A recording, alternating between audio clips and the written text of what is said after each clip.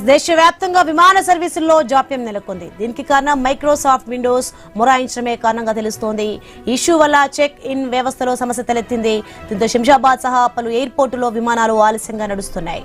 శంషాబాద్ ఎయిర్పోర్టులో విమాన రాకపోకల్లో జాప్యం నెలకొంది.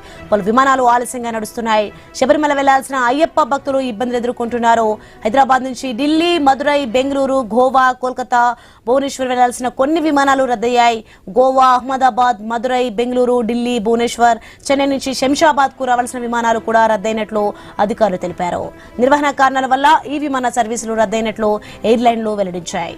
మైక్రోసాఫ్ట్ విండోస్ సేవలకు ప్రపంచవ్యాప్తంగా అంతరాయం కలిగింది. దీంతో ఎయిర్పోర్ట్ల వద్ద ఐటీ సర్వీసులు చెక్ ఇన్ వ్యవస్థలో పనిచేయడం లేదని సమాచారం ఉన్నట్లు ప్రయాణికులు చెబుతున్నారు. దీని కారణంగా చెక్ ఇన్, బోర్డింగ్ ప్రక్రియలను మాన్యువల్ గా చేస్తున్నారు. ఫలితంగా విమాన సర్వీసులు ఆలస్యంగా నడుస్తున్నాయి. ఇక ఇండిగో, స్పైస్ జెట్, ఆకాశ ఎయిర్, ఎయిర్ ఇండియా, ఎక్స్ప్రెస్ సంస్థల విమాన సర్వీసులపై ఈ ఎఫెక్ట్ పడింది. అయితే దీనిపై అటు మైక్రోసాఫ్ట్ గానీ ఎయిర్లైన్ల నుంచి గానీ ఎలాంటి స్పందన రాలేదు. కొన్ని విమానాశ్రయాలు మంగళవారం రాత్రి నుంచే ఈ సమస్య తలెత్తినట్లు తెలుస్తోంది.